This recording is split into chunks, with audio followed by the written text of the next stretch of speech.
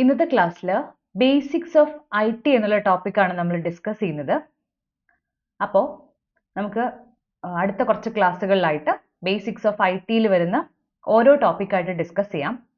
അപ്പോൾ ഇന്ന് നമ്മൾ ഇമെയിൽ എന്നുള്ള ടോപ്പിക്കാണ് ഡിസ്കസ് ചെയ്യുന്നത്. അപ്പോൾ ബേസിക്സ് ഓഫ് ITയിൽ സോഷ്യൽ മീഡിയ, ഓൺലൈൻ പോർട്ടൽസ് തുടങ്ങി ഒരുപാട് ടോപ്പിക്സ് വരുന്നുണ്ട്.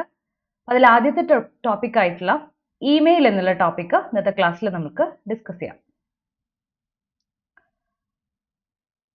അപ്പോൾ നമുക്ക് ക്ലാസ് സ്റ്റാർട്ട് ചെയ്യാം. യെസ്,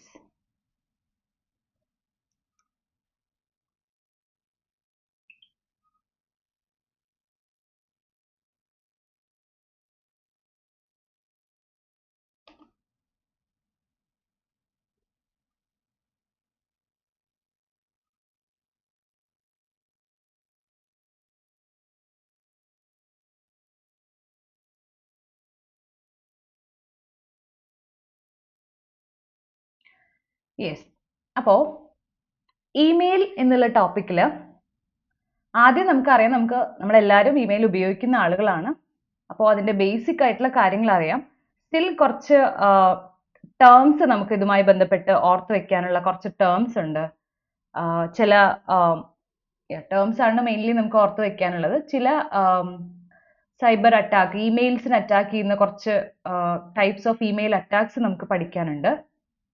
പിന്നെ ഓൾറെഡി നമുക്ക് അറിയുന്ന കാര്യത്തിൻ്റെ തന്നെ ശ്രദ്ധിക്കേണ്ടത്, നമ്മൾ അതിൻ്റെ ടേം വൈസ് ആയിട്ട് തന്നെ നമുക്ക് ശ്രദ്ധിക്കേണ്ട രീതിയിൽ ഓർത്ത് വയ്ക്കാനുള്ള കുറച്ച് കാര്യങ്ങളും കൂടെയാണ് ഈ ഒരു ക്ലാസ്സിൽ നമ്മൾ ഡിസ്കസ് ചെയ്യുന്നത്. സോ ഇമെയിൽ എന്ന് പറയുമ്പോൾ നമുക്കറിയാവുന്ന പോലെ ഇലക്ട്രോണിക് മെയിൽ അല്ലേ. Electronic male or email is A method of exchanging digital messages between computers over internet. Very basic ആയിട്ടുള്ള കാര്യം. ആൻഡ് നമ്മുടെ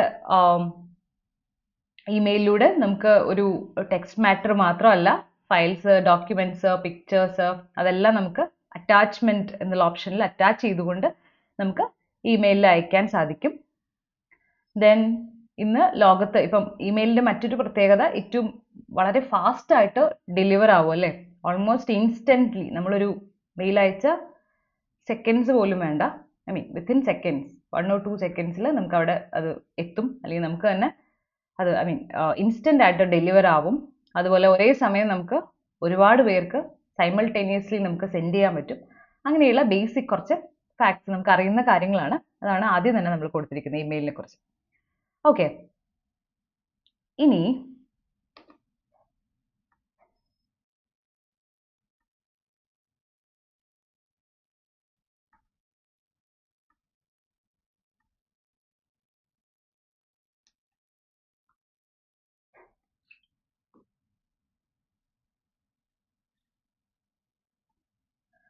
അടുത്തതായിട്ട് നമ്മൾ ഓർത്ത് വെക്കേണ്ട ഒരു കാര്യം, ഒരു ഇമെയിൽ അഡ്രസ്സിന്റെ സ്ട്രക്ചർ എന്താണെന്നുള്ളതാണ്. ഇമെയിൽ അഡ്രസ്സിന്റെ സ്ട്രക്ചറിൽ നമുക്കറിയാവുന്ന പോലെ മെയിൻലി നമ്മളൊരു എക്സാമ്പിൾ ആയിട്ട് ഇപ്പം raju@gmail.com എന്ന് പറയുമ്പോൾ അതൊരു ഇമെയിൽ അഡ്രസ് ആണ് അല്ലേ. അപ്പോൾ ഒരു ഇമെയിൽ അഡ്രസ് എന്ന് പറയുമ്പോൾ അതിൽ 2 പാർട്സ് ഉണ്ട്. അത് ഓർത്ത് വെക്കുക, 2 പാർട്സ് ആണുള്ളത്. സെപ്പറേറ്റഡ് ബൈ 2 പാർട്സ് സെപ്പറേറ്റ് ചെയ്തിരിക്കുന്നത് ഒരു @ എന്നുള്ള സിമ്പിൾ വെച്ചിട്ടാണ്. നമുക്കറിയാവുന്ന കാര്യമാണ്. സോ ഫസ്റ്റ് പാർട്ട് ഇപ്പം raju@gmail.com ആണെങ്കിൽ അതിൽ ഫസ്റ്റ് പാർട്ട് എന്ന് പറയുന്നത് യൂസർ നെയിം ആണ് അല്ലേ. സോ അഡ്രസ്, ആരുടെ പേര് അവിടെ സൂചിപ്പിച്ചു. ആൻഡ് @ എന്നുള്ള സിമ്പിൾ വന്നു. Second part gmail.com is the domain name. അത് ഓർത്ത് വെക്കുക. സെക്കൻഡ് പാർട്ട് എന്ന് പറയുന്നത് ഡൊമൈൻ നെയിം ആണ്. Domain name of the email server. അതായത് ഇമെയിൽ സർവീസ് പ്രൊവൈഡർ ആരാണോ ആ ഒരു പേരാണ്. ഇപ്പൊ ഇവിടെ ഇമെയിൽ സർവീസ് പ്രൊവൈഡർ എന്ന് പറയുന്നത് gmail.com ആയതുകൊണ്ട് ആ ഒരു പേര് വന്നു. അപ്പൊ അത് ഓർത്ത് വെക്കുക. ഒരു ഇമെയിൽ അഡ്രസ്സിന്റെ 2 പാർട്സ് ഉണ്ട്. ഫസ്റ്റ് പാർട്ട് എന്ന് പറയുന്നത് അതിന്റെ യൂസർ നെയിം ആണ്. ഈ 2 പാർട്സിനെ സെപ്പറേറ്റ് ചെയ്യുന്നത് @ എന്ന് പറയുന്ന സിമ്പിൾ ആണ്. ആൻഡ് സെക്കൻഡ് പാർട്ട് എന്ന് പറയുന്നത് domain name of the email server ആണ്. The name of the email service provider ആണ് സെക്കൻഡ് പാർട്ട് എന്ന് പറയുന്നത്. ഓർത്ത് വെക്കുക. അപ്പൊ ആ ഒരു കാര്യം ഓർത്ത് വെക്കുക. ഓക്കെ, ദെൻ നമ്മൾ ഇമെയിലിന്റെ അതുമായി റിലേറ്റഡ് ആയിട്ട് ഓർത്ത് വെക്കേണ്ട മറ്റൊരു കാര്യം, ഇമെയിൽ നമുക്ക് 2 തരത്തിൽ, വെബ് മെയിലും ഇമെയിലും തമ്മിലുള്ള വ്യത്യാസം ഒന്ന് ഓർത്ത് വെക്കേണ്ടതാണ്. പ്രത്യേകം ഞാനതിൽ കൊടുത്തിട്ടുണ്ട്. സോ അതായത് ഇപ്പോൾ ഇമെയിൽസ് നമുക്ക് ആക്സസ് ചെയ്യാൻ പറ്റും. ഇപ്പോൾ വെബ്സൈറ്റ്സ് ആയിട്ട് ഇപ്പോൾ ജിമെയിലോ ഹോട്ട്മെയിൽ അല്ലെങ്കിൽ യാഹൂ ഇങ്ങനെയൊക്കെ നമ്മൾ കേട്ടിട്ടുണ്ടാവും അല്ലെ, gmail.com അല്ലെങ്കിൽ yahoo.com എന്നൊക്കെ പറയുന്ന പോലെ. സോ അത്തരത്തിലുള്ള വെബ്സൈറ്റ്സ് യൂസ് ചെയ്തുകൊണ്ട് നമുക്ക് ഇമെയിൽ ആക്സസ് ചെയ്യാൻ പറ്റും അല്ലേ. സോ ഈ ജിമെയിൽ ഒക്കെ എന്തിന് ഉദാഹരണമാണ്? ഇതൊക്കെ ഒരു വെബ് ആപ്ലിക്കേഷൻസ് ആണ്. ഓക്കെ, സോ അത് അത്തരത്തിൽ emails can be accessed using websites like Gmail, Hotmail അങ്ങനെയുള്ള വെബ്സൈറ്റ്സിന്റെ ഹെൽപ്പോട് കൂടെ നമുക്ക് ആക്സസ് ചെയ്യാൻ പറ്റും. സോ അങ്ങനെ വരുമ്പോൾ നമ്മൾ അതിനെ വെബ് മെയിൽ എന്നാണ് പറയുക. ഈ ഒരു ടേം ഓർത്ത് വെക്കുക, വെബ് മെയിൽ എന്നുള്ളത്. ഇമെയിൽ നമുക്ക് വെബ്സൈറ്റിലൂടെ, ജിമെയിൽ പോലെയുള്ള വെബ്സൈറ്റിലൂടെ ഇമെയിൽ ആക്സസ് ചെയ്യുന്ന തരത്തിലുള്ള ഇമെയിലുകളെ നമ്മൾ വെബ് മെയിൽ എന്നുള്ള ഒരു ടേം യൂസ് ചെയ്യും. സോ വെബ് മെയിൽ എന്താന്നുള്ളത് ഓർത്ത് വെക്കുക. ഓക്കെ, ഇനി ഇമെയിൽസ് മറ്റൊരു രീതിയിൽ നമുക്ക് ആക്സസ് ചെയ്യാൻ പറ്റുന്നത് യൂസിങ് ഇമെയിൽ ക്ലയന്റ് സോഫ്റ്റ്വെയർ അല്ലെങ്കിൽ ക്ലയന്റ് ആപ്ലിക്കേഷൻസ് ഉപയോഗിച്ചിട്ടാണ്. നമ്മുടെ കമ്പ്യൂട്ടേഴ്സിൽ ഇൻസ്റ്റാൾ ചെയ്തിട്ടുള്ള ക്ലയന്റ് സോഫ്റ്റ്വെയർ അല്ലെങ്കിൽ ക്ലയന്റ് ആപ്ലിക്കേഷൻസ്, ക്ലയന്റ് സോഫ്റ്റ്വെയർസ് ഉപയോഗിച്ചിട്ടും നമുക്ക് ഇമെയിൽ ആക്സസ് ചെയ്യാം. സോ ആദ്യം നമ്മൾ പറഞ്ഞത് എന്താണ്? ഇമെയിൽ ആക്സസ് ചെയ്യാൻ നമുക്ക് വെബ്സൈറ്റ്സ്, ഇപ്പോൾ ജിമെയിൽ പോലെയുള്ള വെബ്സൈറ്റ്സ് യൂസ് ചെയ്തിട്ട് ഇമെയിൽ ആക്സസ് ചെയ്യാൻ പറ്റും. അതിനെ നമ്മൾ വെബ് മെയിൽ എന്ന് പറഞ്ഞു. അടുത്തത് email can also be accessed using email client software. അത് നമ്മുടെ സിസ്റ്റത്തിൽ, നമ്മൾ കമ്പ്യൂട്ടറിൽ ഇൻസ്റ്റാൾ ചെയ്തിട്ടുള്ള ഇമെയിൽ ക്ലയന്റ് സോഫ്റ്റ്വെയർ ഉപയോഗിച്ചിട്ട്. ഓക്കെ, അപ്പം അതാണ്. സോ അങ്ങനെയുള്ള സോഫ്റ്റ്വെയർ എന്ന് പറയുമ്പോൾ ഇങ്ങനെയുള്ള ക്ലയന്റ് സോഫ്റ്റ്വെയർ നമ്മുടെ സിസ്റ്റത്തിൽ ഉണ്ടായിരിക്കും. സോ ഈ ക്ലയന്റ് സോഫ്റ്റ്വെയർ നമ്മുടെ ഇമെയിൽ അഡ്രസ്സും പാസ്വേഡും ഒക്കെ ഇമെയിൽ സർവീസ് പ്രൊവൈഡറിൽ നിന്നും റിട്രൈവ് ചെയ്യാൻ വേണ്ടി ഉപയോഗിക്കുന്നു. എന്നിട്ട് നമ്മുടെ കമ്പ്യൂട്ടറിൽ സേവ് ചെയ്യുന്നു, സ്റ്റോർ ചെയ്യുന്നു. സോ അങ്ങനെ ഈ ഒരു ഇമെയിൽ ക്ലയന്റ് സോഫ്റ്റ്വെയർ ഉപയോഗിച്ച് നമ്മൾ ആക്സസ് ചെയ്യുന്ന ഒരു മെത്തേഡും ഉണ്ട്. അതിനെ നമ്മൾ ഇമെയിൽ എന്നും, വെബ്സൈറ്റ്സ് യൂസ് ചെയ്തുകൊണ്ട്, ജിമെയിൽ പോലെയുള്ള വെബ്സൈറ്റ്സ് യൂസ് ചെയ്തുകൊണ്ട് ആക്സസ് ചെയ്യുമ്പോൾ അതിനെ വെബ് മെയിൽ എന്ന് പറയുന്നുള്ള ഒരു കാറ്റഗറി, ആ ഒരു ഡിഫറൻസ് നിങ്ങളൊന്ന് ഓർത്ത് വയ്ക്കാം. ഓക്കെ, നമ്മൾ സ്പെഷ്യൽ ആയിട്ട് തന്നെ എന്താണ് വെബ് മെയിലിന്റെ പ്രത്യേകതകളും അതുപോലെ ഇമെയിലും വെബ് മെയിലും തമ്മിലുള്ള ഡിഫറൻസസ് നമ്മൾ പറയുന്നുണ്ട്. Okay,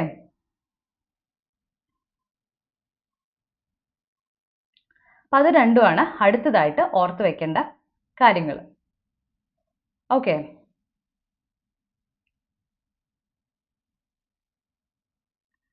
yes. സോ ഞാൻ പറഞ്ഞു, നമ്മൾ ഇമെയിലിൽ വെബ് മെയിൽ ആണെങ്കിൽ വെബ്സൈറ്റ് ആണ് യൂസ് ചെയ്യുന്നതെങ്കിൽ ഇമെയിലിൽ നമ്മൾ ഈ ഒരു ക്ലയന്റ് സോഫ്റ്റ്വെയർ ഉപയോഗിച്ച്, കമ്പ്യൂട്ടറിൽ ഇൻസ്റ്റാൾ ചെയ്തിട്ടുള്ള ക്ലയന്റ് സോഫ്റ്റ്വെയർ ഉപയോഗിച്ച് ഇമെയിൽ നമ്മൾ ആക്സസ് ചെയ്യുമ്പോൾ അവിടെ മെസ്സേജസ് റിസീവ് ചെയ്യാനൊക്കെ email client applications usually use ചെയ്യുന്നത് പോസ്റ്റ് ഓഫീസ് പ്രോട്ടോകോൾ അല്ലെങ്കിൽ ഇന്റർനെറ്റ് മെസ്സേജ് ആക്സസ് പ്രോട്ടോകോൾ തുടങ്ങിയിട്ടുള്ള കാര്യങ്ങളാണ്. അത് നമ്മൾ ഈ ഒരു ടേമിനെ എക്സ്പാൻഡ് ചെയ്ത് ഞാൻ പറയുന്നുണ്ട്. സോ അതൊന്ന് ഓർത്ത് വെക്കുക. അതുപോലെ പോപ്പുലർ ആയിട്ടുള്ള ഒരു ഇമെയിൽ ക്ലയന്റ് ആപ്ലിക്കേഷൻസിന്റെ എക്സാമ്പിൾ ആണ് മൈക്രോസോഫ്റ്റ് ഔട്ട്ലുക്ക്, അതുപോലെ മൊസില്ല തണ്ടർബേർഡ് ഒക്കെ. ഓക്കെ, അപ്പോൾ ഈ ഒരു ഭാഗത്ത് നമ്മൾ വെബ് മെയിലും ഇമെയിലും തമ്മിലുള്ള വ്യത്യാസം പഠിക്കുമ്പോൾ ഈ ഒരു കാര്യം ഒന്നും കൂടെ നമുക്ക് എക്സ്പ്ലെയിൻ ചെയ്ത് നോക്കാം. അപ്പോൾ ബേസിക് ആയിട്ടുള്ള ഈ ഒരു ഇമെയിൽ അഡ്രസ്സിന്റെ പാർട്സ് ഏതൊക്കെയാണെന്നുള്ളത് ഓർത്ത് വയ്ക്കുക.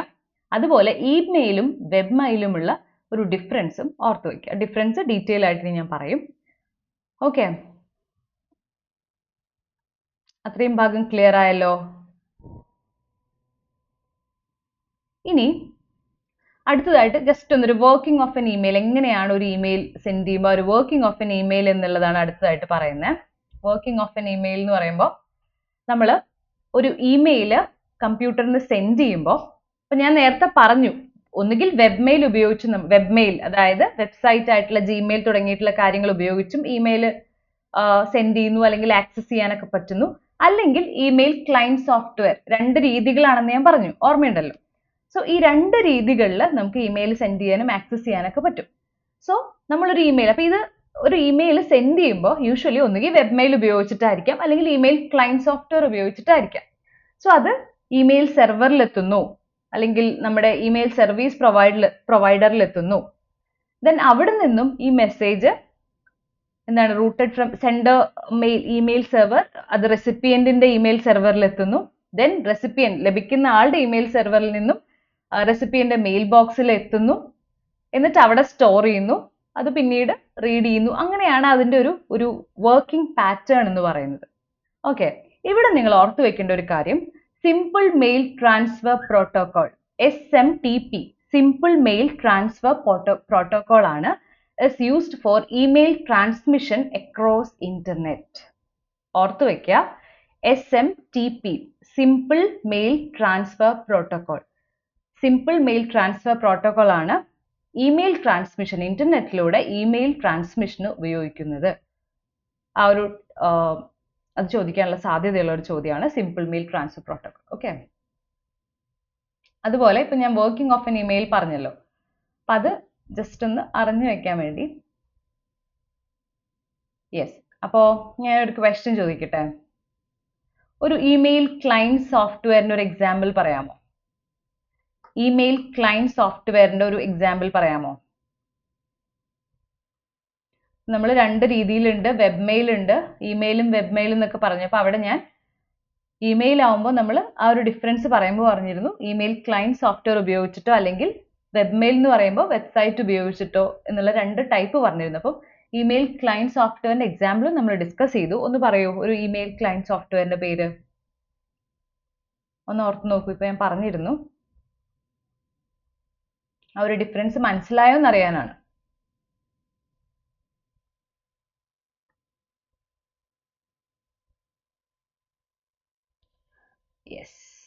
Yes, Yahoo.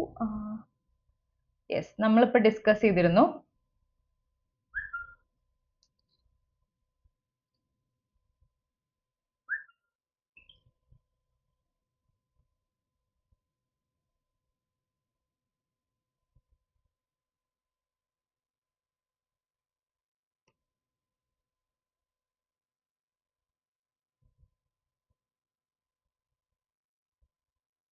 ഓക്കെ, യെസ്, അടുത്ത ആൻസർ നോക്കട്ടെ. അപ്പം ആ ഒരു ഡിഫറൻസ് മനസ്സിലായല്ലോ അല്ലേ? ആ ഒരു ഡിഫറൻസ് ശ്രദ്ധിച്ചിട്ടുണ്ടോ എന്നുള്ളതാണ് നോക്കിയേ. മോസില്ല തണ്ടർബേർഡ് ഉണ്ട്,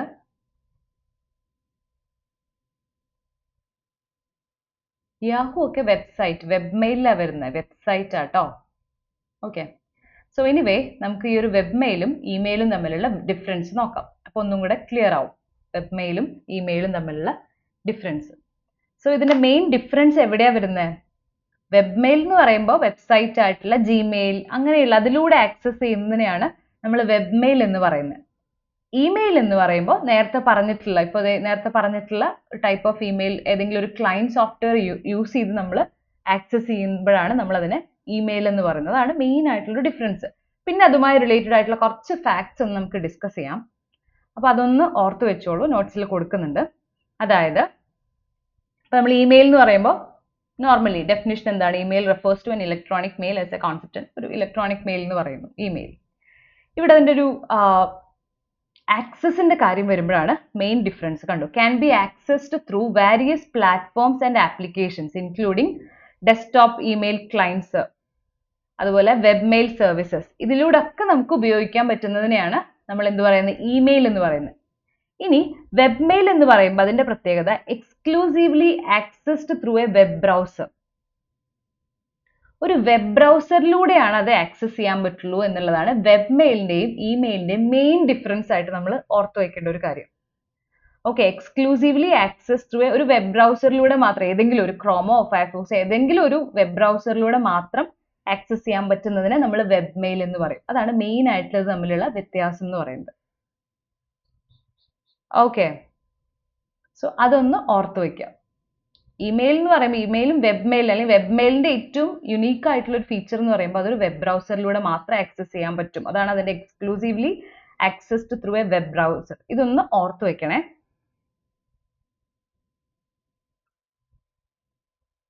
ഓക്കെ, ഇനി അതാണ് ഇതുമായി ബന്ധപ്പെട്ട് ഇവ തമ്മിലുള്ള മെയിൻ ആയിട്ടുള്ള ഒരു ഡിഫറൻസ് എന്ന് പറയുന്നത്. ഇനി നമുക്ക് ഒന്നും കൂടെ ബാക്കിയുള്ള പോയിന്റ്സ് നോക്കുവാണെങ്കിൽ, ഇപ്പം ഇമെയിലിന്റെ ഒരു ബ്രോഡർ ടേമിൽ നമുക്ക് it encompasses the entire system protocol service used for electronic message. മൊത്തത്തിലാണ് നമ്മൾ ഇമെയിൽ എന്നുള്ളത് കൊണ്ട് ഉദ്ദേശിക്കുന്നത്. അതുപോലെ ഇവിടെ ഉപയോഗിക്കുന്ന ഇമെയിലാവുമ്പോൾ പ്രോട്ടോകോൾസ് എന്ന് പറയുമ്പോൾ യൂസസ് പ്രോട്ടോകോൾസ് ലൈക്ക് SMTP നമ്മൾ പറഞ്ഞു അല്ലേ, POP3N ഇങ്ങനെയുള്ള ചില പ്രോട്ടോകോൾസ് നമ്മൾ ഡിസ്കസ് ചെയ്തതാണ്. അതുപോലെ ഫ്ലെക്സിബിൾ ആണ്, can be integrated into various devices, platforms, computers, smart phones എല്ലാത്തിലും നമുക്ക് യൂസ് ചെയ്യാൻ പറ്റും എന്നുള്ളത്. അതുപോലെ ഓഫ്ലൈൻ ആക്സസ്, ഇമെയിലിന്റെ കാര്യത്തിൽ using desktop email clients you can read already downloaded emails and draft new ones without an active internet connection. അത് നമുക്ക് അറിയുന്ന ഒരു കാര്യമാണ്. അതായത് നമ്മൾ ഇത്തരത്തിൽ ഇപ്പം ഒരു ഡെസ്ക്ടോപ്പ് ഇമെയിൽ ക്ലയൻസിന്റെ കാര്യത്തിൽ ഇപ്പൊ നോക്കൂ, നമ്മൾ ഓൾറെഡി ഡൗൺലോഡഡ് ആയിട്ടുള്ള ഇമെയിൽ ഇന്റർനെറ്റ് കണക്ഷൻ ഓഫ്ലൈൻ ആയിട്ട് പോലും നമുക്ക് ഓൾറെഡി ഡൗൺലോഡഡ് ഇമെയിൽസ് നമുക്ക് നോക്കാനും അല്ലെങ്കിൽ ഒന്ന് ഡ്രാഫ്റ്റ് ചെയ്യാനും ഒക്കെ സാധിക്കാൻ പറ്റും അല്ലേ.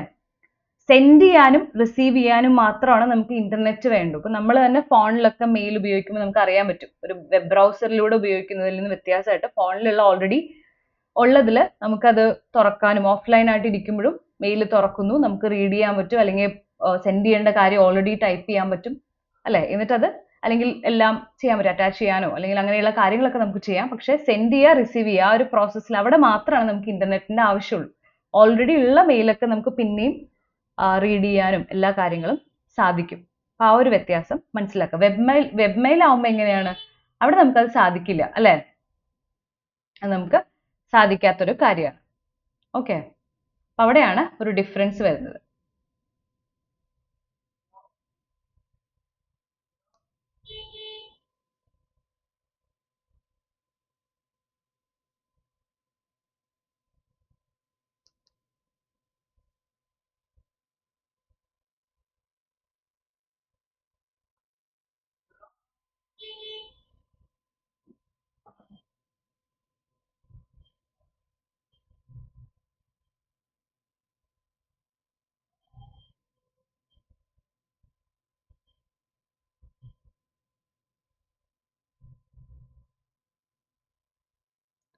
ഓക്കെ, ഇനി നമുക്ക് കുറച്ച് ബേസിക്സ് ഓഫ് ഇമെയിലിലേക്ക് പോയാലോ. Basics of email.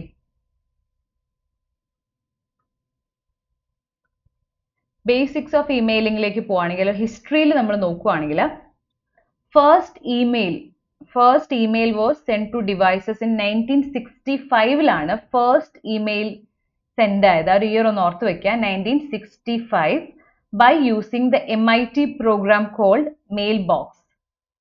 First email was sent to devices in 1965 by using the MIT program called a Mailbox. അതൊന്ന് ഓർത്ത് വയ്ക്കുക. Then the first ever mail sent using ARPANET. നമുക്കറിയാം ഇന്റർനെറ്റിന്റെ ഒരു ആദ്യത്തെ രൂപമാണല്ലേ ARPANET. So first ever mail sent using ARPANET എന്നുള്ളത് was sent from one device to other by the US Department Defense. അപ്പോൾ ആ ഒരു ഹിസ്റ്റോറിക്കൽ പോയിന്റ് ഓഫ് വ്യൂവിൽ അതും ഒന്ന് ഓർത്ത് വയ്ക്കുക. First ever mail sent using ARPANET. അത് എവിടെ നിന്നാണ്? US ഡിപ്പാർട്ട്മെന്റ് ഓഫ് ഡിഫൻസിലാണ് വൺ ഡിവൈസ് ടു അനദർ എന്നുള്ളത് സെൻഡ് ആയത്. US ഡിപ്പാർട്ട്മെന്റ് ഓഫ് ഡിഫൻസിലാണ്. Then first email was sent to devices in 1965. അതൊന്ന് ഓർത്ത് വയ്ക്കുക. ഓക്കെ, 1996 ഹോട്ട്മെയിൽ മൈക്രോസോഫ്റ്റ് ഡെവലപ്പ് ചെയ്ത ഇയർ 1996.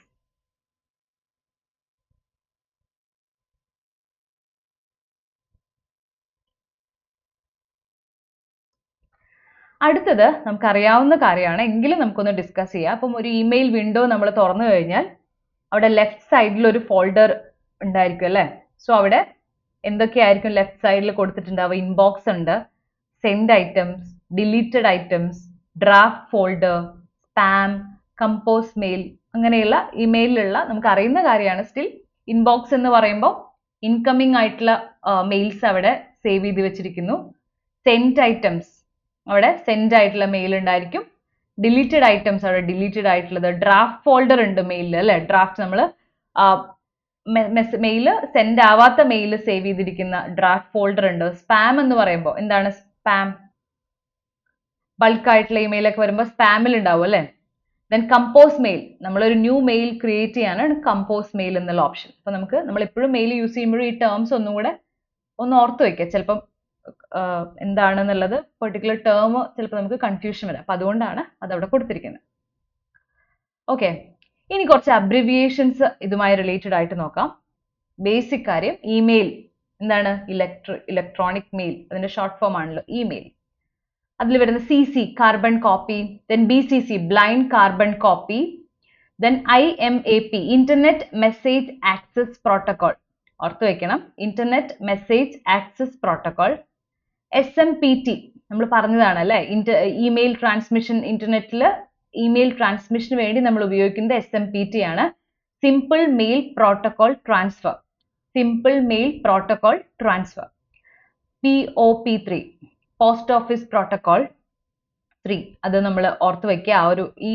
ഈ അബ്രിവിയേഷൻസ് എല്ലാം പഠിച്ചു വെക്കുക. Then MIME secure multipurpose internet mail extension. ഒരു സെക്യൂരിറ്റി പർപ്പസിനൊക്കെ ഉപയോഗിക്കുന്നതാണ്. Secure multipurpose internet mail extension. ഈ അബ്രിവിയേഷൻസ് എല്ലാം അതിന്റെ അർത്ഥങ്ങളും പഠിച്ചു വെക്കുക, ഓർത്ത് വെക്കുക. ഓക്കെ. ദെൻ അഗെയിൻ അടുത്തതും ഒരു ബേസിക് ആയിട്ടുള്ള ഒരു കാര്യമാണ്. ഡൊമൈൻ നെയിംസ് ആണ് മെയിലിങ്ങിന് നമ്മൾ ഉപയോഗിക്കുന്ന ഡൊമൈൻ നെയിംസ്. ഇപ്പോൾ .com കൊമേഴ്ഷ്യൽ അതിന്റെ ഒരു then .edu പറയുമ്പോൾ എഡ്യൂക്കേഷണൽ, അതുപോലെ .gov, then .int organisation, then .net networking providers, .org non profit organisation ആകുമ്പോൾ അപ്പം അങ്ങനെയുള്ള അത് ജസ്റ്റ് ബേസിക് ആയിട്ടൊന്ന് ഓർത്ത് വയ്ക്കാം. ഇനി പ്രധാനമായിട്ട് നമുക്ക് പഠിക്കാനുള്ളത് ടൈപ്സ് ഓഫ് മെയിൽ അറ്റാക്സ് ആണ്. Types of email attacks. പലതരത്തിലുള്ള ഇമെയിൽ അറ്റാക്സ് ഉണ്ട്. സോ അതിൽ പ്രധാനപ്പെട്ടത് നമുക്ക് പഠിക്കാം. ഒന്ന് phishing attacks. First one phishing attacks ആണ്. അതായത് ഈ ഫിഷിംഗ് അറ്റാക്സ് എന്ന് പറയുമ്പോൾ സൈബർ ക്രിമിനൽസ് അവർ വേറൊരു ഏതെങ്കിലും ഒരു ലെജിറ്റിമേറ്റ് ആയിട്ടുള്ള ഒരു സോഴ്സിൽ നിന്നും, ഫോർ എക്സാമ്പിൾ നമ്മുടെ ബാങ്കിൽ നിന്നും വരുന്ന ഒരു മെയിൽ എന്നുള്ള രീതിയിൽ, അപ്പൊ അങ്ങനെയുള്ള രീതിയിലുള്ള മെയിൽ അയച്ചിട്ട് നടത്തുന്ന അറ്റാക്കാണ്. ഓക്കെ. സോ ഒരു ലെജിറ്റിമേറ്റ് ആയിട്ടുള്ള ബാങ്കോ അല്ലെങ്കിൽ ഏതെങ്കിലും ഒരു ഗവൺമെന്റ് ഓർഗനൈസേഷനോ അങ്ങനെയുള്ള ഏതെങ്കിലും ഒരു സ്ഥാപനത്തിനെ ഇംപേഴ്സണേറ്റ് ചെയ്ത് ആ ഒരു രീതിയിൽ അവിടെ നിന്ന് മെയിൽ വരുന്ന രീതിയിൽ നമുക്ക് മെയിൽ വരുന്നു. സോ ബാങ്കിൽ നിന്ന് വരുവാണെങ്കിൽ നമുക്ക് ഏറ്റവും സെൻസിറ്റീവ് ആയിട്ടുള്ള ഇൻഫർമേഷൻ പ്രൊവൈഡ് ചെയ്യണം എന്നുള്ള രീതിയിലുള്ള മെയിലാണ് ബാങ്കിൽ നിന്നൊക്കെ വരുന്ന പോലെ. ആ ഒരു ബാങ്ക് ഓൾറെഡി ആ ബാങ്കിൽ അക്കൗണ്ടിൽ ഒരാളാവുമ്പോൾ അത് കാണുമ്പോൾ തെറ്റിദ്ധരിക്കാം. എന്നിട്ട് അവിടെ നിന്നും അപ്പോൾ ഏറ്റവും സെൻസിറ്റീവ് ആയിട്ടുള്ള ഇൻഫർമേഷൻ അയക്കണം എന്ന് പറയുമ്പോൾ ആളുകൾ ഇതിന്റെ പാസ്വേഡോ അല്ലെങ്കിൽ ക്രെഡിറ്റ് കാർഡിന്റെ നമ്പേഴ്സോ അല്ലെങ്കിൽ അക്കൗണ്ടുമായി റിലേറ്റഡ് ആയിട്ടുള്ള ഇൻഫർമേഷൻ എല്ലാം പ്രൊവൈഡ് ചെയ്യും. സോ ആക്ച്വലി അത് കാണുമ്പോൾ അതൊരു ബാങ്കിൽ നിന്ന് വന്നിട്ടുള്ള, നിങ്ങളുടെ ബാങ്കിൽ നിന്ന് വന്നിട്ടുള്ള മെയിലാണെന്ന് തോന്നുന്നു. സോ ഏറ്റവും സെൻസിറ്റീവ് ആയിട്ടുള്ള ഇൻഫർമേഷൻ അതിലെ ലിങ്കിൽ ക്ലിക്ക് ചെയ്യുമ്പോൾ പോകുന്നു. അപ്പൊ ആ രീതിയിൽ അക്കൗണ്ടിനെ അപ്പോൾ അവിടെ അറ്റാക്ക് ചെയ്യാം അല്ലെ, ബാങ്ക് അക്കൗണ്ടിനെ പിന്നീട് അത് ഉപയോഗിക്കാം ഈ ഒരു അറ്റാക്കേഴ്സിന്. അപ്പൊ ആ രീതിയിലുള്ള മെയിൽ അറ്റാക്കിനെയാണ് നമ്മൾ ഫിഷിംഗ് അറ്റാക്സ് എന്ന് പറയുന്നത്. Okay. Cyber criminals impersonate legitimate entities to trick users into providing sensitive information such as passwords അല്ലെങ്കിൽ ക്രെഡിറ്റ് കാർഡ് നമ്പേഴ്സോ അങ്ങനെയുള്ള കാര്യങ്ങളൊക്കെ കിട്ടുന്നതിന് വേണ്ടിയിട്ട്. ഓക്കെ. സോ നമ്മൾ വളരെ കോമൺ ആയിട്ട് കാണുന്ന ഒരു ടൈപ്പ് ഓഫ് ഇമെയിൽ അറ്റാക്ക് ആണ് അല്ലെ. an email that looks like it's from your bank asking you to click on a link and confirm your account details. So ഇത് വളരെ കോമൺ ആയിട്ട് കാണുന്ന ഒരു ടൈപ്പ് ഓഫ് അറ്റാക്ക് ആണ്. ആൻഡ് യെസ്, അതാണ് phishing attack എന്ന് പറയുന്നത്. ഓക്കെ. സോ അത് ഓർത്ത് വെക്കുക. ഈ ടൈപ്സ് ഓഫ് ഇമെയിൽ അറ്റാക്സ് ഒക്കെ ഇമ്പോർട്ടൻ്റ് ആണ്. ഇതൊക്കെ കൈൻഡ് ഓഫ് സൈബർ ക്രൈംസ് ആണ്. യെസ്. അടുത്തത് spear phishing. Spear phishing. Yes. ഇതെങ്ങനെയാണ്? സ്പിയർ ഫിഷിംഗ് കേട്ടിട്ടുണ്ടോ ഈ ഒരു ടേം? സോ ഇവിടെ ഒരു ടാർഗറ്റഡ് ആയിട്ടുള്ള ഒരു ഗ്രൂപ്പിന്, ഇപ്പോൾ ഫോർ എക്സാമ്പിൾ ഒരു ഒരു കമ്പനിയെ ഉദ്ദേശിച്ച് ആ കമ്പനിയിൽ തന്നെ ഒരു എംപ്ലോയിഡ് അടുത്ത് ആ കമ്പനിയിലെ മറ്റൊരു എക്സിക്യൂട്ടീവ്, ഒരു മെമ്പർ ഇന്ന ലൈക്ക് ഏതെങ്കിലും ഒരു കമ്പനിയെയോ അല്ലെങ്കിൽ ഒരു ഓർഗനൈസേഷനോ ടാർഗറ്റ് ആയി എടുക്കുന്നു. എന്നിട്ട് ആ കമ്പനിയിൽ മറ്റൊരു എംപ്ലോയിഡ് അടുത്ത് ഈ കമ്പനിയിൽ തന്നെ ഒരു സീനിയർ അല്ലെങ്കിൽ ഒരു എക്സിക്യൂട്ടീവ്, ആ കമ്പനിയിലുള്ള ഓൾറെഡി ഉള്ള ഒരു ഉദ്യോഗസ്ഥനാണെന്ന രീതിയിൽ ഒരു മെയിൽ സെൻഡ് ചെയ്യുന്നു. ആ ഒരു പേരിൽ ഒരു മെയിൽ സെൻഡ് ചെയ്യുന്നു. ബാങ്കിനെ ഫേക്ക് ചെയ്ത് സെൻഡ് ചെയ്ത പോലെ ഒരു കമ്പനിയെ ടാർഗറ്റ് ചെയ്ത് ആ കമ്പനിയിലെ തന്നെ വേറൊരു എംപ്ലോയിയുടെ, ഒരു സീനിയർ എംപ്ലോയിയുടെ രീതിയിലുള്ള ഒരു മെയിൽ ID ക്രിയേറ്റ് ചെയ്ത് അത് ഒരു ജൂനിയർ എംപ്ലോയിക്ക് അയക്കുന്നു. എന്നിട്ട് അവിടെ നിന്നും കമ്പനിയുടെ അക്കൗണ്ട് ട്രാൻസ്ഫർ ഡീറ്റെയിൽസ്, സെൻസിറ്റീവ് ആയിട്ടുള്ള എന്ത് ഡീറ്റെയിൽസ് ആയിരിക്കാം, ഫണ്ട് അല്ലെങ്കിൽ യൂഷ്വലി ഇപ്പോൾ ഒരു കമ്പനിയെ ടാർഗറ്റ് ചെയ്യുമ്പോൾ സൈബർ ക്രൈം ചെയ്യുന്നവർ, സൈബർ ക്രിമിനൽസിന് ആ കമ്പനിയുമായി റിലേറ്റഡ് ആയിട്ടുള്ള ഡീറ്റെയിൽസ് എല്ലാം കളക്ട് ചെയ്ത് അവിടെ ഏതെങ്കിലും റീസെന്റ് ആയി നടക്കുന്ന ഏതെങ്കിലും ഒരു അക്കൗണ്ട് ട്രാൻസ്ഫർ റിലേറ്റഡ് കാര്യങ്ങളൊക്കെ അറിഞ്ഞ് അപ്പം നോർമലി ആ കമ്പനിയുടെ ഒരു പെർട്ടിക്കുലർ ഒരു സ്റ്റാഫിൽ നിന്നും ഒരു ജൂനിയർ ആയിട്ടുള്ള ഒരാളിലേക്ക് അക്കൗണ്ടിലേക്ക് മണി ട്രാൻസ്ഫർ റിലേറ്റഡ് മെയിൽ പോയിക്കൊണ്ടിരിക്കുന്ന അതേപോലത്തെ സെയിം ഒരു മെയിൽ ഐ ഡിയൊക്കെ ക്രിയേറ്റ് ചെയ്ത്, അപ്പോൾ എംപ്ലോയി ഇത് കാണുമ്പോൾ ഓക്കെ നോർമലി നടക്കുന്ന സംഭവം എന്നുള്ള രീതിയിൽ അക്കൗണ്ട് മണി ചിലപ്പം അവർ പറഞ്ഞൊരു അക്കൗണ്ടിലേക്ക് ട്രാൻസ്ഫർ ചെയ്യാം, പല രീതിയിൽ അല്ലെങ്കിൽ സെൻസിറ്റീവ് ആയിട്ടുള്ള എന്തെങ്കിലും ഒരു ഡാറ്റ ആ കമ്പനിയുടെ എന്തെങ്കിലും ഒരു ഇൻഫർമേഷൻ അതിൽ നിന്നും ലഭിക്കും. അപ്പോൾ ആ രീതിയിലുള്ളതാണ് spear phishing, a targeted form of phishing where. അപ്പം ഫസ്റ്റ് കണ്ടത് ഫിഷിംഗ് എന്ന് പറയുന്ന അറ്റാക്ക് എന്ന് പറയുമ്പോൾ അത് യൂഷ്വലി ഒരു ബാങ്കിന്റെയോ അല്ലെങ്കിൽ ഗവൺമെന്റിന്റെ ഭാഗത്തുനിന്നോ അല്ലെങ്കിൽ അങ്ങനെയൊക്കെയുള്ള ഒരു ലെജിറ്റിമേറ്റ് ആയിട്ടുള്ള ഏതെങ്കിലും ഒരു യൂഷ്വലി ഒരു ബാങ്കിന്റെ ഒക്കെ ഒരു മെയിൽ വരുന്ന രീതിയിൽ ഫേക്ക് ചെയ്യുന്ന തരത്തിലാണ്. അത് ആർക്ക് വേണമെങ്കിൽ വരാം. ഇവിടെ അത് ഏതെങ്കിലും ഒരു റാൻഡം ആയിട്ടുള്ള സാധാരണ ഓരോ ഇൻഡിവിജ്വൽസിനും അയക്കാം. ഇവിടെ എന്ന് പറയുമ്പോൾ ഒരു കമ്പനിയാണ്, ഒരു ടാർഗറ്റഡ് ഫോം ഓഫ് ഫിഷിംഗ് ആണ്. ഫിഷിങ്ങിന്റെ മറ്റൊരു ഫോമാണ് സ്പിയർ ഫിഷിംഗ് എന്ന് പറയുന്നത്. സോ ആ അറ്റാക്കർ എന്ന് പറയുന്നത് സൈബർ ക്രിമിനൽ എന്ത് ചെയ്യുന്നു, customise email for a specific individual അല്ലെങ്കിൽ ഒരു ഓർഗനൈസേഷൻ, ഒരു പെർട്ടിക്കുലർ ആളെ നോക്കി അയാൾക്ക് ട്രസ്റ്റ് വർത്തി ആയിട്ടുള്ള ഒരു സ്ഥലത്ത് നിന്ന് മെയിൽ അയക്കുന്ന പോലെ അയച്ച് അവിടെ നിന്ന്, അപ്പൊ എക്സാമ്പിൾ ആയിട്ട് ഇവിടെ കൊടുക്കുന്നത് an email impersonating ഒരു company executive asking an employee to transfer funds to a specific account. അതാണ് ഈ ഒരു സ്പിയർ ഫിഷിംഗ് എന്ന് പറയുന്നത്. ഓക്കെ, സോ ഫിഷിംഗ് ഉണ്ട്,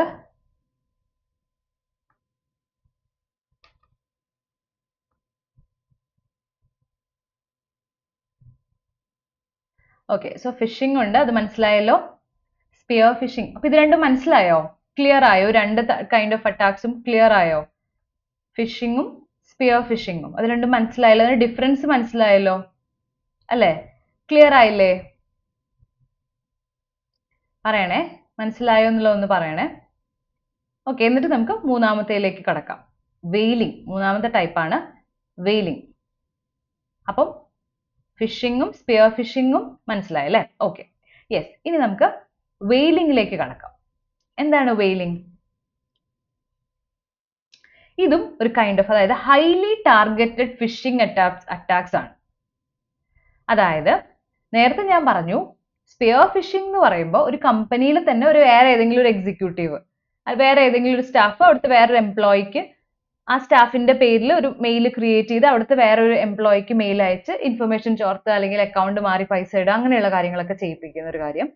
വെയിലിംഗ് എന്ന് പറയുമ്പോൾ അഗെയിൻ ഫിഷിങ്ങിന്റെ ഹൈലി ടാർഗറ്റഡ് ആണ്. അതായത് ഒരു ഓർഗനൈസേഷൻ ഇവരെടുക്കും സൈബർ ക്രൈംസ്, എന്നിട്ട് അവിടുത്തെ ഒരു സീനിയർ എക്സിക്യൂട്ടീവ് അല്ലെങ്കിൽ ഇമ്പോർട്ടൻ്റ് ആയിട്ടുള്ള ഇൻഡിവിജ്വൽസിനൊക്കെ അവരെ എയിം ചെയ്തിട്ടുള്ള ഒരു അറ്റാക്കാണ് ഈ വെയിലിംഗ് എന്ന് പറയുന്നത്. ഓക്കെ, സോ അത് യൂഷ്വലി കമ്പനിയിലെ ഒരു ഓർഗനൈസേഷനൊക്കെ എടുത്ത് അവിടുത്തെ സീനിയർ എക്സിക്യൂട്ടീവ്സിനെയും അവിടുത്തെ സിഇഒ ആയിരിക്കാം അവരെയൊക്കെ ഇതുപോലെ തന്നെ അവരെ പറ്റിച്ചുകൊണ്ട് അവരെ ഫോക്കസ് ചെയ്തുകൊണ്ട് അവരെ അറ്റാക്ക് ചെയ്യാൻ വേണ്ടിയിട്ട് അങ്ങനെ അവരിൽ നിന്നും ഒരു എന്താ പറയാ ഒരു സെൻസിറ്റീവ് ആയിട്ട് ആ കമ്പനിയുടെ സീക്രട്സ്. അപ്പം വെയിലിംഗ് എന്ന് പറയുമ്പോൾ ഒരു കമ്പനിയുടെ സീനിയർ എക്സിക്യൂട്ടീവിനെ അല്ലെങ്കിൽ ഒരു കമ്പനിയുടെ സിഇഒനൊക്കെയാണ് ലക്ഷ്യമിടുന്നതെങ്കിൽ അവിടെ നിന്നും വളരെ സെൻസിറ്റീവ് ആയിട്ടുള്ള ഇമ്പോർട്ടൻറ്റ് ഡീറ്റെയിൽസ് ലഭിക്കാൻ പറ്റും അല്ലേ? സോ അങ്ങനെയുള്ളതാണ് വെയിലിംഗ് എന്ന് പറയുന്നത്. Email crafted to deceive a CEO into revealing sensitive company secrets, അതാണ് വെയിലിംഗ് എന്ന് പറയുന്നത്. ഓക്കെ, അതാണ് വെയിലിംഗ്. അടുത്തത് ബിസിനസ് ഇമെയിൽ കോംപ്രമൈസ്. അടുത്തൊരു ടൈപ്പ് ഓഫ് അറ്റാക്ക് ആണ് business email compromise, BEC, business email compromise. ഇവിടെ അറ്റാക്കേഴ്സ് ഒരു കമ്പനി എക്സിക്യൂട്ടീവോ അല്ലെങ്കിൽ എംപ്ലോയിയോ എന്നുള്ള രീതിയിൽ അവര് ഫേക്ക് ചെയ്യും. ഓക്കെ, ഒരു കമ്പനിയിലെ എംപ്ലോയി എന്നുള്ള രീതിയിലോ എക്സിക്യൂട്ടീവ് എന്നുള്ള രീതിയിലൊക്കെ ഫേക്ക് ചെയ്തിട്ട് ആ കമ്പനിയിൽ നിന്നും അൺഓതറൈസ്ഡ് ആയിട്ടുള്ള ട്രാൻസ്ഫറും റിവീലിങ്ങും സെൻസിറ്റീവ് ഇൻഫർമേഷൻ ഒക്കെ കിട്ടാൻ വേണ്ടി ശ്രമിക്കും. ഓക്കെ, സോ ഇപ്പോൾ ഫോർ എക്സാമ്പിൾ ഒരു ഇമെയിൽ കമ്പനിക്ക് പോവാണ്, അവിടെ ആ കമ്പനിയിൽ സപ്ലൈ ചെയ്യുന്ന ഒരു ഗ്രൂപ്പിൽ നിന്ന് ഒരു ഇമെയിൽ പോയിട്ട് ആ കമ്പനിയോട് പറയാണ് ഓക്കെ ഒരു ന്യൂ ബാങ്ക് അക്കൗണ്ടിലേക്ക് ഇനി മുതൽ പേ ചെയ്താൽ മതി. അപ്പം യൂഷ്വലി ഈ ഒരു സെയിം മെയിൽ ഐ ഡിയുമായിട്ട് ഇവർ എപ്പോഴും ഡീൽ ചെയ്തുകൊണ്ട് ഫേക്ക് ചെയ്യുമ്പോൾ അറിയാൻ പറ്റില്ല. അപ്പം വേറെ അക്കൗണ്ടിലേക്ക് സെൻഡ് ചെയ്യുമ്പോൾ പിന്നെയാണ് മനസ്സിലാവുന്നത് അത് ഒരു സൈബർ ക്രിമിനൽ ചെയ്ത കാര്യമാണ്. അപ്പോൾ ആ രീതിയിലാണ് ബിസിനസ് ഇമെയിൽ കോംപ്രമൈസ് എന്ന് പറയുന്ന ഒരു അറ്റാക്ക്. ഇനി റാൻസം വെയർ അറ്റാക്സ്. ഇത് കേട്ടിട്ടുള്ള ഒരു ടേം ആയിരിക്കും ransomware attack. ഇവിടെ മെയിലിലൂടെ ഒരു മലീഷ്യസ് ആയിട്ടുള്ള ഒരു സോഫ്റ്റ്വെയർ ഡെലിവർ ആവും. ഓക്കെ, അപ്പൊ അങ്ങനെ ഒരു സോഫ്റ്റ്വെയർ എത്തുമ്പോൾ അവരെന്ത് ചെയ്യും, നിങ്ങൾക്ക് ഇത് ഈ ഒരു ഡാറ്റ ഡിസ്ക്രിപ്ഷൻ ഒക്കെ ചെയ്യണമെങ്കിൽ, ഡീക്രിപ്റ്റ് ചെയ്യണമെങ്കിൽ ഇത്ര രൂപ വേണം എന്നുള്ളതാവും. അതാണ് റാൻസം. ഒരു റാൻസം ഡിമാൻഡ് ചെയ്യും, ഇത്ര രൂപ വേണം. യൂസ് ചെയ്യുന്ന ആളുടെ, അതായത് ഒരു മെയിലിലേക്ക് ഒരു മാലീഷ്യസ് ആയിട്ടുള്ള സോഫ്റ്റ്വെയർ മെയിലിലൂടെ നമ്മുടെ മെയിൽ ഐ ഡിയിൽ വരുന്നു. അങ്ങനെ അത് വരുമ്പോൾ നമ്മുടെ ആ യൂസറിന്റെ ഡാറ്റ എല്ലാം എൻക്രിപ്റ്റഡ് ഫോമിലാവും. പിന്നെ അത് നമുക്ക് വായിക്കാൻ പറ്റുകയാണെങ്കിൽ അത് ഡീക്രിപ്റ്റ് ചെയ്യണം.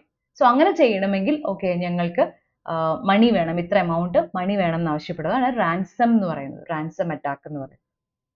ഓക്കെ, സോ അത് യൂഷ്വലി ഒരു ഇമെയിൽ വരും നമുക്ക്. ആ ഇമെയിലിൽ ഒരു ഇൻവോയ്സ് ഉണ്ടായിരിക്കും. ഓക്കെ, ആ ഇൻവോയ്സ് അറ്റാച്ച് ചെയ്തിട്ടാണ് വരിക.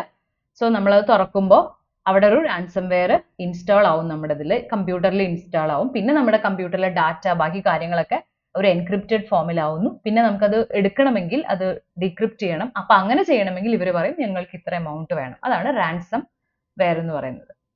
അത് നമ്മൾ കേട്ടിട്ടുള്ള ഒരു ടൈപ്പ് ഓഫ് അറ്റാക്ക് ആയിരിക്കും. ഓക്കെ, അത് മനസ്സിലായല്ലോ? യെസ്. ഇനി മാൽവെയർ ഡിസ്ട്രിബ്യൂഷൻ. അടുത്തത് മാൽവെയർ ഡിസ്ട്രിബ്യൂഷൻ. അഗെയിൻ ഈ ടേമും നമ്മൾ കേട്ടിട്ടുണ്ടാവും, മാൽവെയർ ഡിസ്ട്രിബ്യൂഷൻ എന്ന് പറയുന്നത്. സോ ഇവിടെയും ransomware പോലെ തന്നെ മെയിലിലൂടെ നമ്മൾ ഇതിന് മുമ്പ് കണ്ടിട്ടുള്ള അറ്റാക്സ് ഒക്കെ എങ്ങനെയാണ്, അതായത് ഫേക്ക് ആയിട്ടുള്ള അക്കൗണ്ട്, ഓൾമോസ്റ്റ് ഇപ്പോൾ ഒരു കമ്പനിയിൽ എക്സിക്യൂട്ടീവിന്റെ അതേപോലെയുള്ള ഫേക്ക് ആയിട്ടുള്ള അക്കൗണ്ട് ക്രിയേറ്റ് ചെയ്യുക, അങ്ങനെയുള്ള കാര്യങ്ങളാണ് ഇതിന് മുമ്പൊക്കെ കണ്ടത്. അപ്പൊ ransomwareഉം malware ഒക്കെ ആകുമ്പോൾ, അപ്പൊ ransomware ഒക്കെ ഒരു മെയിലിലൂടെ ഒരു സോഫ്റ്റ്വെയർ, ഒരു വൈറസിനെ അങ്ങനെ ഒരു മെയിലിലൂടെ അയച്ച് അതിലൂടെ അവിടുത്തെ ഡാറ്റയൊക്കെ എൻക്രിപ്റ്റ് ചെയ്ത് പിന്നീട് പണം ചോദിക്കുന്ന കാര്യമാണ്. അതുപോലെ തന്നെ മാൽവെയറും അതുപോലെയാണ്. emails containing malicious software designed to harm or exploit any device, network, service or program. അപ്പോൾ അവിടെ ചെയ്യുന്നത് ransomwareൽ ആ മെയിൽ വരുന്നു, അതിലൂടെ ഒരു malicious ആയിട്ടുള്ള സോഫ്റ്റ്വെയർ എത്തുന്നു നമ്മുടെ സിസ്റ്റത്തിൽ, അതോടുകൂടെ നമ്മുടെ സിസ്റ്റത്തിലെ ഡാറ്റ എല്ലാം എൻക്രിപ്റ്റഡ് ഫോമിലാവുന്നു.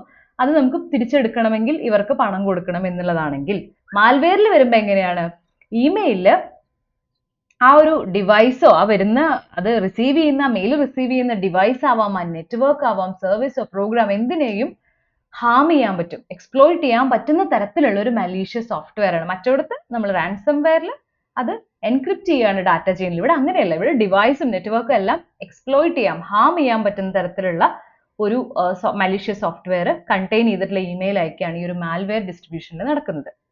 ഓക്കെ, ഫോർ എക്സാമ്പിൾ ഇപ്പോൾ ഒരു email with an attachment title holiday photos എന്ന് പറഞ്ഞിട്ടൊരു ഇമെയിൽ വരികയാണ്. അപ്പോൾ നമ്മളത് തുറക്കുന്നു.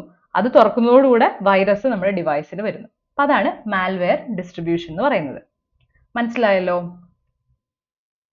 അടുത്തൊരു attack, man in the email attack. Man in the email attack അതെന്താ വരുന്നത്? The attacker intercepts legitimate emails and alters the content before sending them onto the intended recipient. Okay, അതായത് അറ്റാക്കർ വന്നിട്ട് നമ്മൾ ഓൾറെഡി ലെജിറ്റിമേറ്റ് ആയിട്ടുള്ള correct സോഴ്സിൽ ഒരു mail അയച്ചുകൊണ്ടിരിക്കുന്ന, അല്ലെങ്കിൽ may be ഒരു ഇമെയിൽ കോൺവെർസേഷൻ ഓൺഗോയിങ് ആയി നടക്കുകയാണ്, ഒരു ബിസിനസ് ഡീലുമായി ബന്ധപ്പെട്ട് ഒരു ഒരു ഓർഗനൈസേഷന്റെ ഭാഗത്തു നിന്ന്, അല്ലെങ്കിൽ ഒരു ഇൻഡിവിജ്വൽ ആയിരിക്കും, അവർ സീരിയസ് ആയിട്ടുള്ള ഒരു ലെജിറ്റിമേറ്റ് ആയിട്ടുള്ള സോഴ്സുമായിട്ട് ഒരു ബിസിനസ് ഡീല് നടന്നുകൊണ്ടിരിക്കുകയാണ്. അപ്പം നടന്നുകൊണ്ടിരിക്കുന്നതിന്റെ ഇടയിൽ അതിന്റെ ആ അറ്റാക്കർ അതിന്റെ ഇടയിലാണ് ആ ഒരു ലെജിറ്റിമേറ്റ് ആയിട്ടുള്ള, ലീഗൽ ആയിട്ടുള്ള, കറക്റ്റ് ആയിട്ടുള്ള ഒരു കോൺവെർസേഷൻ നടന്നുകൊണ്ടിരിക്കുന്നതിന്റെ ഇടയിൽ കയറിയിട്ട് അവിടെ എന്തെങ്കിലുമൊക്കെ ഓൾട്ടർ ചെയ്യുന്നു കോണ്ടന്റ്. ഇപ്പൊ ഫോർ എക്സാമ്പിൾ ഒരു ബിസിനസ് ഡീല് ഇങ്ങനെ ഒരു ഓർഗനൈസേഷനിൽ ഇങ്ങനെ ഒരു ബിസിനസ് ഡീല് കാര്യമായി സീരിയസ് ആയിട്ടുള്ള നടന്നുകൊണ്ടിരിക്കുന്നു. അതിന്റെ ഇടയിൽ അറ്റാക്ക് ചെയ്യാൻ കയറിയിട്ട് ഇപ്പം അവിടെ ആ ഡീല് സംസാരിക്കുന്നതിന്റെ ഇടയിൽ എല്ലാം ഉറപ്പാകുമ്പോൾ പേയ്മെന്റ് ഡീറ്റെയിൽസ് ഒക്കെ അങ്ങോട്ടും ഇങ്ങോട്ടും അയക്കാം.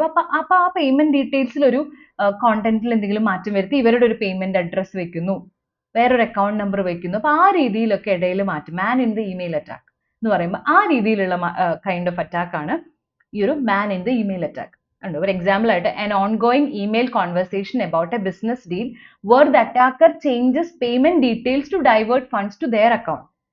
സോ നമുക്ക് മനസ്സിലാവില്ല, ബിസിനസ് ഡീല് സംസാരിച്ചുകൊണ്ടിരിക്കുന്നു, അപ്പം പേയ്മെന്റ് അയക്കുന്നു, പക്ഷെ അവിടെ മാത്രമായിരിക്കും ഒരു വ്യത്യാസം ഈ അറ്റാക്കർ കയറിയിട്ട് ചെയ്തിട്ടുണ്ടാവുക.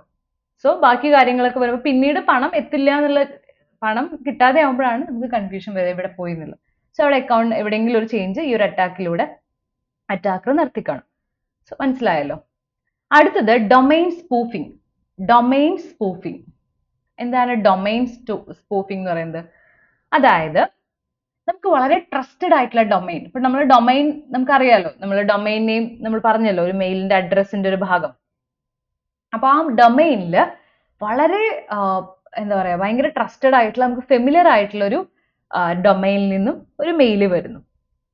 അതിൽ എന്തെങ്കിലും ഒരു വ്യത്യാസം നമുക്ക് പെട്ടെന്ന് മനസ്സിലാവില്ല. ഇപ്പൊ ഇവിടെ എക്സാമ്പിൾ ആയിട്ട് ഞാൻ കൊടുത്തിട്ടുണ്ട്, റിസീവിംഗ് എൻ ഇമെയിൽ ഫ്രം, നോക്കൂ ഇവിടെ അഡ്രസ്, ഇവിടെ support@amazon.com, അതുപോലെ രണ്ട് support@amazon.com രണ്ട് തവണയായിട്ട് കാണാൻ പറ്റും.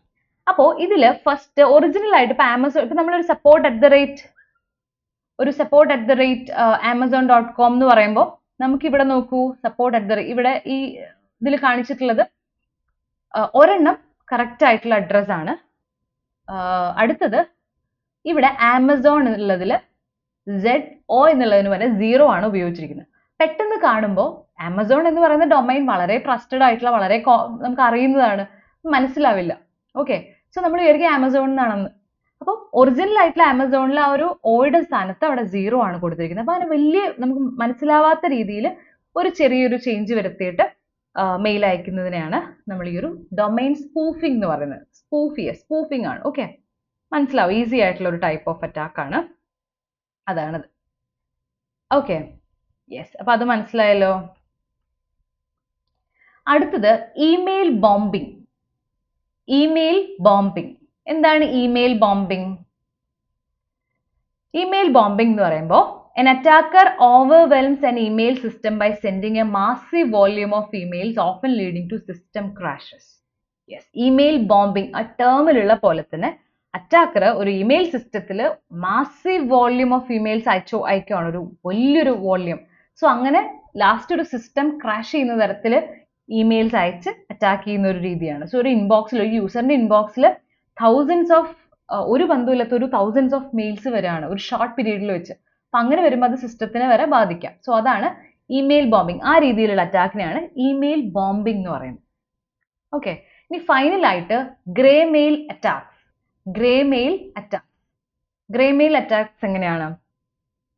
നമുക്കൊരു അത്ര നെസസറി അല്ലാത്ത മെയിൽസ്, അൺവാണ്ടഡ് ആയിട്ടുള്ള മെയിൽസിലൂടെ, ന്യൂസ് ലെറ്റേഴ്സ്, മാർക്കറ്റിംഗ് ആയിട്ട്, ഇപ്പൊ നമ്മൾ ഏതെങ്കിലും ഒരു പ്ലാറ്റ്ഫോം ഫോളോ ചെയ്തിട്ടുണ്ടെങ്കിലൊക്കെ അവിടെ നിന്ന് നമുക്ക് നമ്മളെ ന്യൂസ് ലെറ്റേഴ്സോ അല്ലെങ്കിൽ മാർക്കറ്റിംഗ് റിലേറ്റഡ് കാര്യങ്ങളൊക്കെ മെയിലായിട്ട് വരാം.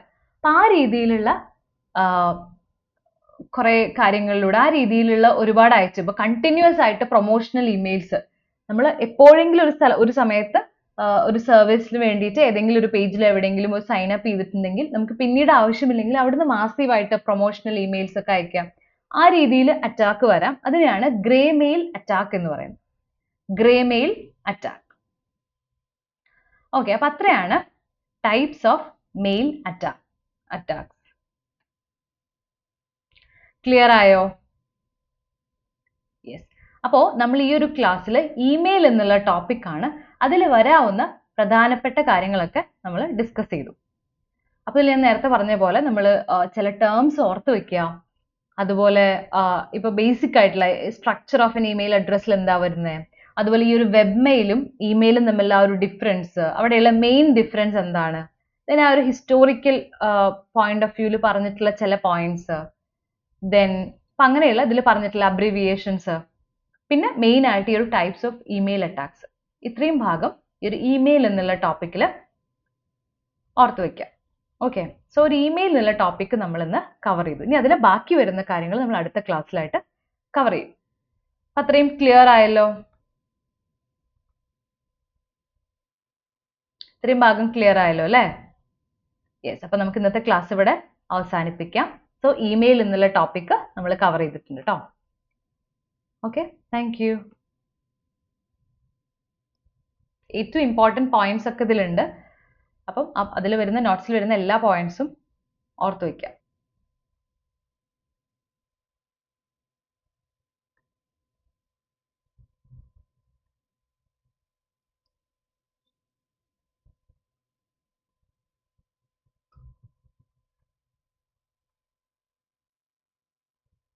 Okay, yes. Thank you.